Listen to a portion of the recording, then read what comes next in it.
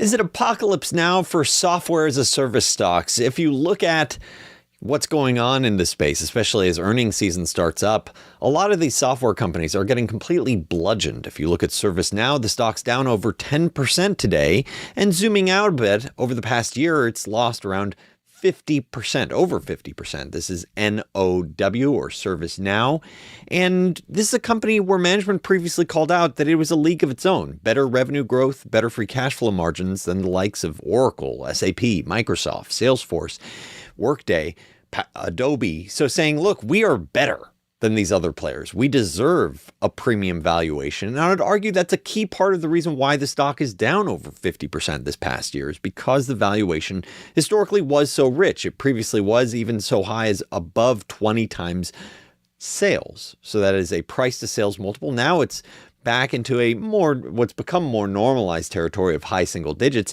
Now, the question is this enough? Because the underlying business still appears to be doing quite well. The fundamentals appear to be quite strong. When I turn to Flash, my free-to-use AI assistant, check out the link below. Any company in the world, which includes, free videos, free infographics on any company that you're interested in, Flash says, yeah, ServiceNow actually looks pretty good. Maybe downside of around 7% over the next 5 years, maybe upside of closer to 200% over the next 5 years. My personal framework is a little bit more cautious when I'm looking at this. I personally think the upside might be a little bit more tapped. That's because I'm more of a conservative investor in terms of the multiples I'm willing to apply. But here it is. You have the cutting edge AI models saying maybe, this is pretty interesting, framework. So in this video, we're going to explore a few different aspects. What is driving the software implosion right now as it, relates to AI, potentially disrupting these businesses, which businesses are potentially protected in this environment, who could potentially thrive, how I expect it to play out, let's say over the next couple of years, because I don't think it's just overnight everything's going to change. It's going to roll out over time. And so we're going to understand that dynamic, and then also explore what does ServiceNow do in this video. If you enjoy educational investing content, I do appreciate you hitting that thumbs up, hit that subscribe button. So as we look at ServiceNow, they have a lot of different modules, a lot of different software features, one of which is with IT service management. Think about it as the help desk within a company. Maybe you log out, maybe your laptop gets broken, you need to create some sort of ticket so that way someone fix it. And you either get some sort of password reset or there's an issue with your computer. Here it is. This is all internally the software that makes it possible. And it's also critical to have a system of record for it. So that way the IT can be like, oh, okay, this person has this.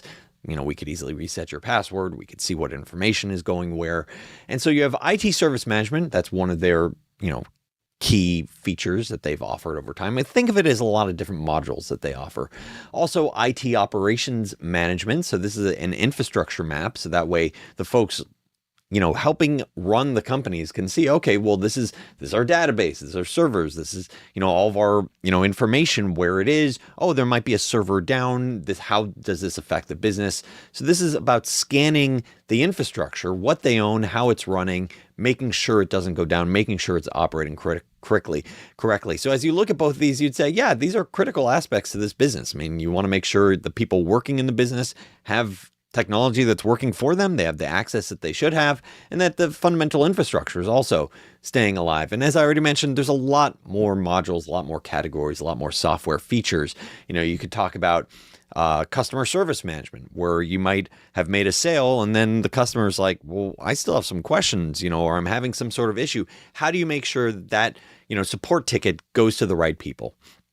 And, the right people, also have the right information about the end customer. So there's a lot of different modules. Management's quick to point out that they've rapidly expanded in the different categories. Back in 2019, it was only around 6 categories. Now they're in 33. And it can be things, as complicated as enterprise, service management or enterprise asset management. You might have something like, you want to check out a company which has resources spread out, and, maybe it's a physical resource. Maybe it's a, like laptops. If you have a workforce of engineers and they have their computer laptops, you want to make sure, okay, well, we're tracking who has what, where it is. If something breaks, we can, say, okay, well, this is your third laptop. Maybe that's an issue. So you want to have some sort of record, some sort of proof that, This is what's going on. So that's part of what makes this complicated with just ripping this out. Yes, there might be this AI revolution, where you can recreate some of these modules. But the challenge is you have the systems of record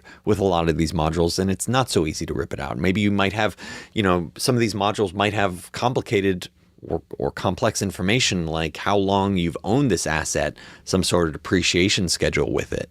So you can't just say, oh, okay, I'm removing this. This is a car and this, this fleet that I'm thinking about in terms of assets. What's it worth now? As you port that information over. So let's talk about this SaaS or software as a service Armageddon. What's going on?